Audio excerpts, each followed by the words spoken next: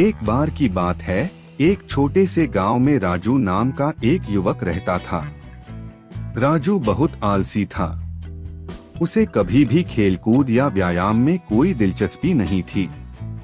वह दिन भर सोता रहता था और काम करने से बचता था। राजू के पिता एक किसान थे।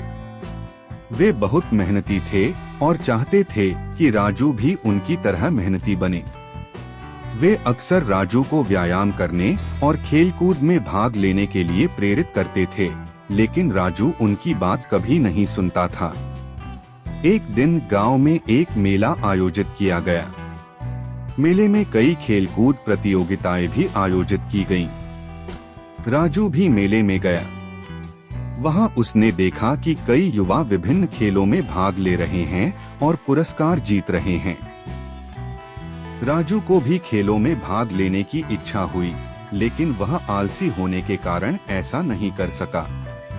उसने सोचा कि यदि वह नित्य व्यायाम करता तो वह भी इन युवाओं की तरह खेलों में भाग ले सकता और पुरस्कार जीत सकता।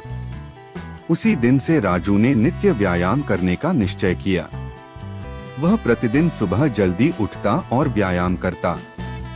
धीरे धीरे वह पहले से अधिक ऊर्जावान और स्वस्थ महसूस करने लगा। कुछ समय बाद गांव में फिर से एक मेला आयोजित किया गया।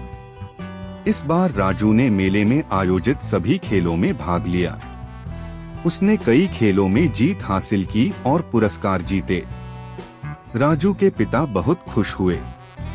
उन्होंने राजू को गले लगाया और कहा, बेटा, तुमने मुझे बहुत गर्व महसूस कराया है। तुमने यह साबित कर दिया है कि यदि हम नित्य व्यायाम करें तो हम कुछ भी हासिल कर सकते हैं। राजू ने भी महसूस किया कि नित्य व्यायाम करने से उसे बहुत लाभ हुआ है। वह अब पहले से अधिक स्वस्थ, ऊर्जावान और आत्मविश्वासी था। नित्य व्यायाम का महत्व इस कहानी से स्पष्ट है। नित्य व्यायाम करने से हमें अनेक लाभ होते हैं। यह हमें स्वस्थ, ऊर्जावान और आत्मविश्वासी बनाता है। हमें नित्य व्यायाम करना चाहिए और स्वस्थ जीवन जीना चाहिए। राजू और राजू के पिता को स्कूल के वार्षिक समारोह में बुलाया गया और माला द्वारा उनका स्वागत किया गया। राजू के पिता ने स्कूल के वार्षिक समारोह के लिए बहुत ही सुंदर भाषण तैयार किया था, जिसका शीर्षक था राष्ट्र निर्माण तथा युवा निर्माण में खेलों का योगदान। प्यारे युवा साथियों, हर्ष और उल्लास का अवसर है कि पूरे विश्व में भारतवर्ष वह देश है जहां की 65% जनसंख्या 35 वर्ष से कम की है। विकिपीडिया के अनुसार भारत में औसत आयु 29 वर्ष है, जबकि चीन में यह 37 वर्ष और जापान में 48 वर्ष है। स्पष्टतः हमारे भारत महान की युवा शक्ति देश निर्माण में योगदान देने को तत्पर है, परंतु मुझे यह कहने में तनिक भी संकोच नहीं है कि मोबाइल और इंटरनेट के इस युग में इंफॉर्मेशन टेक्नोलॉजी के नाम पर हमारी युवा पीढ़ी शारीरिक श्रम के स्थान पर मानसिक श्रम अधिक कर रही है, जिसके कारण शरीर के कुछ हिस्से अधिक मानसिक श्रम और कम शारीरिक श्रम के कारण समय से पूर्व ही कार्य करना बंद कर देते हैं। मानसिक तनाव एवं कम शारीरिक गतिविधियों के कारण कमर दर्द, सिर दर्द, चक्कर आना, मानसिक अवसाद, हृदयाघात अथवा पक्षाघात जैसी बीमारियां अपने चरमोत्कर्ष पर है। धन के नशे में मदहोश होकर देर रात तक पार्टीज करना, शराब व ड्रग्स का सेवन करना, मांस भक्षण, जुआ खेलना, अवैध यानी विवाह से पूर्व यौन संबंध रखने जैसी आदतें मिलकर युवा शक्ति को नष्ट कर रहे हैं। जो भारतीय युवा शक्ति अपने शारीरिक श्रम, एकाग्रता और कुछ कर गुजरने की क्षमता के जुनून में देश को बुलंदियों पर ले जा सकने में सक्षम है, वह विदेशी लोगों और उनकी भोग विलास की प्रवृत्तियों में सुख ढूंढ रही है। प्राचीन समय में तो भुजबल ही जीत का आधार होता था, बाहुबली ही राज्य किया करते थे, परंतु तकनीक के विकास के साथ ही बाहुबल का स्थान यंत्रों ने ले लिया है, अर्थात क्रिकेट और फुटबॉल जैसे खेल भी युवा मोबाइल पर खेलना पसंद करते हैं। 30 से 35 वर्ष पूर्व तक ही मोहल्ले में बच्चों की किलकारियां और हल्ला-गुल्ला मचने का शोर गूंजा करता था। मोहल्ले के बच्चे इकट्ठे होकर ऊंच नीच का पापड़ा, विष अमृत, छुपन छुपाई, पोशंपा भई पोशंपा आदि मिलकर खेला करते थे। बच्चे सुबह जल्दी उठकर माता पिता के साथ सैर पर जाते थे, युवा अखाड़े में जाकर जोर आजमाइश किया करते थे, शाम को इकट्ठे होकर बड़े बूढ़ों व ज्ञानी लोगों से ज्ञानपरक चर्चा किया करते थे।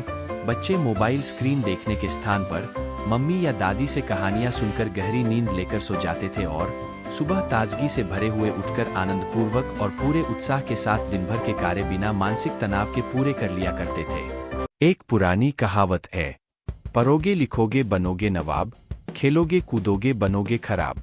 कहावत पुरानी अवश्य है, परंतु आज की इस भागदौड़ और तनाव भरी जीवन शैली में एक राहत की बात यह है कि कुछ लोगों ने इस कहावत को न मानकर खेलों को ही अपने कैरियर के लिए चुना। मेजर ध्यानचंद, दारा सिंह, मिल्खा सिंह, पीटी उषा और कपिल देव ने जो राह देश के नौजवानों को दिखाई थी, उसी राह पर चलकर आज Sachin Tendulkar, Viswanathan Anand, Sania Mirza, Saina Nehwal, Mary com, Abhinav Bindra, Vijender Singh, Leander pace, Neeraj Chopra, PV Sindhu, Mirabai Chanu आदि देश का परचम पूरे विश्व में बुलंदियों तक फहरा रहे हैं। खेलों के महत्व को स्वीकार करते हुए ही आज Indian Premier League, IPL, pro kabaddi league, Indian Super League, Indian Badminton League, Tennis Premier League, Khelo India आदि न जाने कितने प्रकार के आयोजनों को बढ़ावा देकर नई युवा पीढ़ी का उत्साहवर्धन करते हुए स्वस्थ भारत का निर्माण हो रहा है। इनके अलावा भी तीरंदाजी, घुड़सवारी, दौड़, तैराकी, डिस्कस थ्रो, भाला फेंक, कुश्ती, वेट लिफ्टिंग, कबड्डी आदि अपने मनपसंद खेलों द्वारा युवा अपने स्वयं का शारीरिक और मानसिक विकास करते हुए देश के स्वस्थ निर्माण में अपना योगदान दे रहे हैं।